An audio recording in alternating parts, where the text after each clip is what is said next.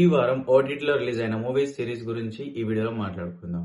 దీంట్లో మనకి last week లాగా ఎక్కువగా మెయిన్ మూవీస్ ఏం రిలీజ్ అవ్వలేదు కానీ కొన్ని ఒకటి రెండు మూవీస్ అలా బాగున్నాయి, ఒకటి రెండు సిరీస్ అలా చూసేలా ఉన్నాయి.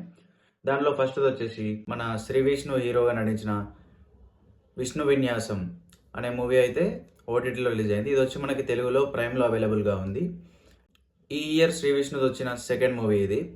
మూవీ అయితే బాగానే ఉందని చెప్పి టాక్, కావాలంటే చూడొచ్చు.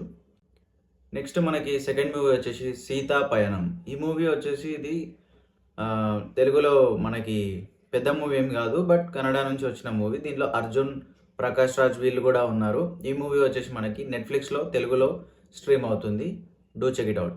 నెక్స్ట్ మనకి తెలుగు మూవీ కాదు, ఇది హిందీ మూవీ బార్డర్ 2. దీంట్లో సన్నీ డియోల్ అండ్ వరుణ్ ధావన్ హీరోలాగా నటించారు. ఆల్రెడీ ఫస్ట్ పార్ట్ ఉంది బార్డర్, అది ఎప్పుడో చాలా సంవత్సరాల క్రితం రిలీజ్ అయింది.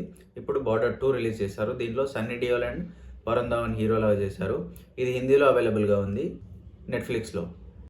నెక్స్ట్ వచ్చేసి సుమతి శతకం అనే ఒక మూవీ రిలీజ్ అయింది. ఇది మనకి మూవీ యాక్టర్ కాదు, సీరియల్ యాక్టర్ అమర్ అని చెప్పేసి ఉంటాడు.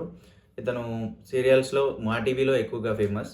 సో ఇతని మూవీ ఇది మనకి తెలుగులో అవైలబుల్గా ఉంది ఈటీవీ విన్ యాప్లో, ఒకసారి చెక్ చేయండి. నెక్స్ట్ వచ్చేసి మనకి ఇది ఇంగ్లీష్ మూవీ కానీ తెలుగులో అవైలబుల్గా ఉంది. The house made. ఇది వచ్చేసి మనకి తెలుగులో ప్రైమ్లో అవైలబుల్గా ఉంది. ఇది మనకి సైకలాజికల్ సస్పెన్స్ థ్రిల్లర్ మూవీ ఇది. దీంట్లో హీరోయిన్గా సిడ్నీ స్వీనీ చేసింది. ఈ మూవీ అయితే ఒకసారి చెక్ చేయండి, బాగుంటుంది.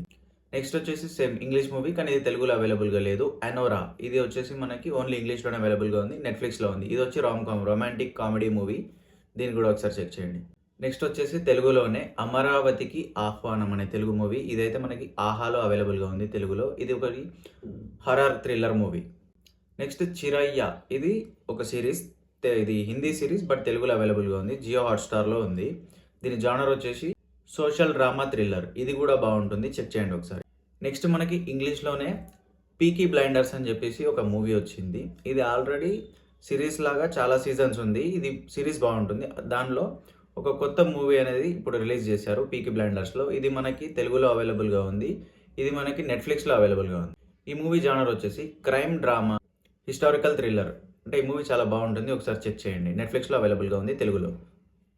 నెక్స్ట్ వచ్చేసి మనకి యానిమేషన్లో ఇంగ్లీష్లో ఒక సిరీస్ ఉంది, యూనికార్న్ అకాడమీ అని చెప్పేసి. ఇది పిల్లలకి చాలా ఇష్టపడతారు. ఇది జానర్ వచ్చేసి అడ్వెంచర్. ఇది తెలుగులో అవైలబుల్గా లేదు, ఇంగ్లీష్లో ఉంది. ఇది ఆల్రెడీ 4 సీజన్స్ వచ్చాయి. ఇప్పుడు 5th సీజన్లో ఎపిసోడ్స్ రిలీజ్ అయ్యాయి, ఒకసారి చెక్ చేయండి. నెక్స్ట్ వచ్చేసి సేమ్ యానిమేషన్లో మోరల్ స్టోరీస్ అని చెప్పేసి ఒక సిరీస్ అయితే రిలీజ్ అయింది. ఇది మనకి ప్రైమ్లో తెలుగులో అవైలబుల్గా ఉంది. నెక్స్ట్ మనకి ఇంకో మూవీ ఉంది ఏజెంట్ జీటా అని చెప్పేసి. ఇది మనకి తెలుగులో అవైలబుల్గా లేదు, ఇంగ్లీష్లో అవైలబుల్గా ఉంది. ఇది ఒక యాక్షన్ మూవీ. ఇది ప్రైమ్లో మీకు అవైలబుల్గా ఉంది, చెక్ చేయండి. నెక్స్ట్ వచ్చేసి మనకి డెడ్ ఆఫ్ వింటర్ అని చెప్పేసి ఒక మూవీ. ఇది తెలుగులో అవైలబుల్గా ఉంది. ఇది మనకి లయన్స్ గేట్లో అవైలబుల్గా ఉంది. ఈ మూవీ జానర్ వచ్చేసి యాక్షన్ అడ్వెంచర్ మూవీ. ఈ మూవీ కూడా ఖచ్చితంగా చూడండి, నచ్చుతుంది మీకు. నెక్స్ట్ మనకి లాస్ట్లో ఎండ్ ఆఫ్ వాచ్ అనే మూవీ ఉంది. ఇది కూడా తెలుగులో అవైలబుల్గా ఉంది, లయన్స్ గేట్లో ఉంది.